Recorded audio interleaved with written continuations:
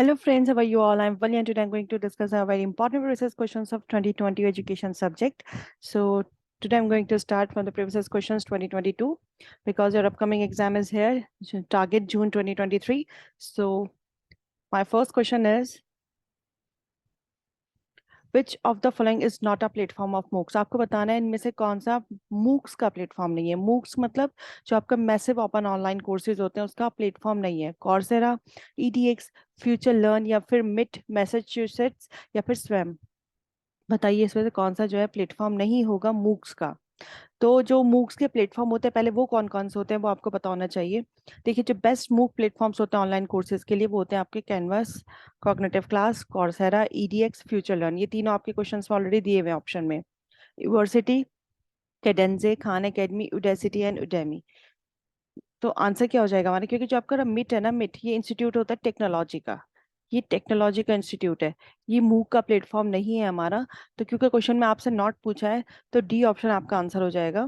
So A B C and ई स्वयं जो है वो ऑलरेडी आपका मैसिव ओपन ऑनलाइन कोर्स का प्लेटफॉर्म कहलाता है।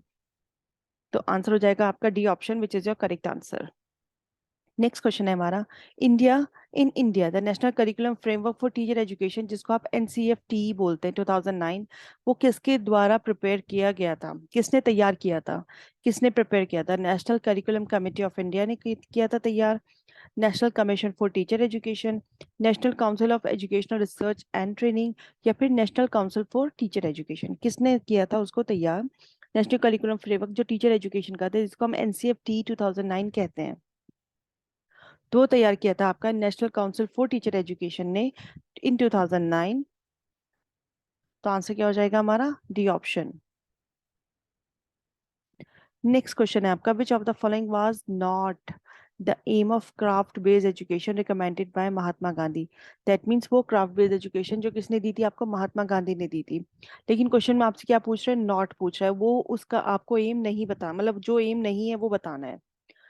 तो पहले आपको पता होना चाहिए जो महात्मा गांधी ने रिकमेंड की थी क्राफ्ट बेस्ड एजुकेशन वो उसका एम था क्या। तो according to Gandhi ji education वो क्या चाहते थे, क्राफ्ट बेस्ड एजुकेशन का मतलब एग्जैक्टली क्या था, वो ये था, वो ये चाहते थे कि बच्चा स्किल्स के थ्रू सीखे, बच्चा सेल्फ रिलायंस बने, सेल्फ डिपेंडेंट बने, अपनी सर्वाइवल स्किल्स बच्चा सीखे कि उसको कैसे जीना है, जीने के लिए उसे किस चीज की जरूरत है। तो जब उसके पास स्किल्स होंगे तो उसके बेसिस पे वो अर्न करेगा।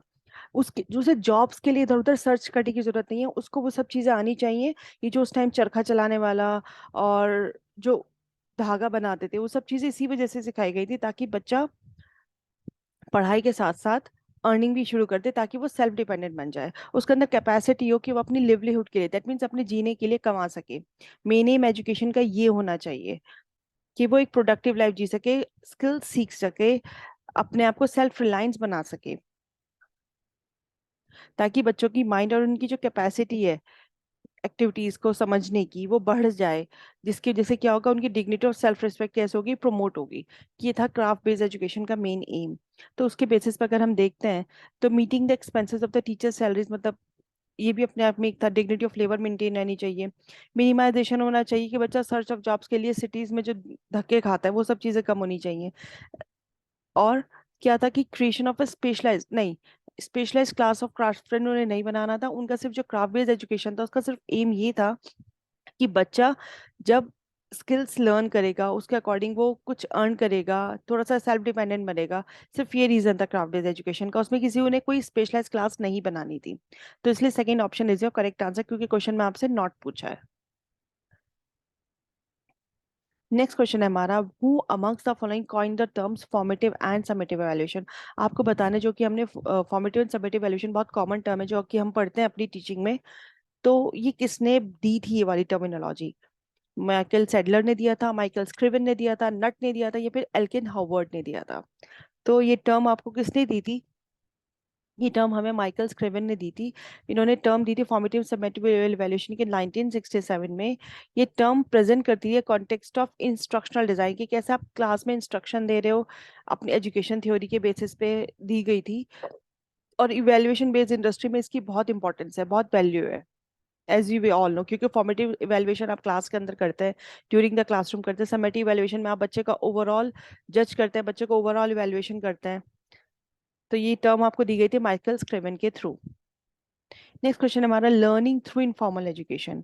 अब इनफॉर्मल एजुकेशन क्या होती है आपकी? फर्स्ट इंपॉर्टेंट थिंग ये कि जो इनफॉर्मल एजुकेशन है दैट मीन्स जो बच्चा फॉर्मली नहीं ले रहा है, स्कूल में नहीं ले रहा है, इनफॉर्मली घर में, नेबरहुड, बाय पीयर ग्रुप, उसके थ्रू जो वो लर्निंग कर रहा है, this is called informal education. तो आपका ओपन लर्निंग कहलाएगा, फॉर्मल लर्निंग कहलाएगा, इनसाइटफुल लर्निंग कहलाएगा, या फिर लर्निंग बाय चांस और इंसिडेंटल कहलाएगा। जब बच्चा लर्निंग इनफॉर्मल कर रहा है दैट मीन्स कोई स्ट्रक्चर नहीं है, वो सीख रहा है, हो सकता है वो खेल के थ्रू सीख रहा हो, वो घर में किसी की बातें सुन के सीख रहा हो, तो जो लर्निंग होगी वो उसकी बाय चांस होगी, और हम उसको इंसिडेंटल लर्निंग भी कह सकते हैं। तो आंसर क्या हो जाएगा इसका? आपका D option. Informal education refer करती है जनरली लाइफ लॉन्ग लर्निंग, क्योंकि जो बच्चा अपने घर से सीखता है, घर वालों के साथ आप लाइफ लॉन्ग रहते हैं, नेबरहुड में आप लाइफ लॉन्ग रहते हैं, ठीक है, पीयर ग्रुप के साथ आपका डेली एक्सपीरियंस होता है, तो आप बहुत सारी चीजें सीखते हैं, बहुत सारी चीजों से आप इन्फ्लुएंस होते हैं, तो ये आपकी इनफॉर्मल एजुकेशन हो जाती है। सो थैंक यू फ्रेंड्स, ये था मेरा आज का lesson. In the next lesson में और प्रीवियस क्वेश्चंस इसके लेके आऊंगी। So thank you for attention, stay blessed, enjoy learning, and see you soon with the next video.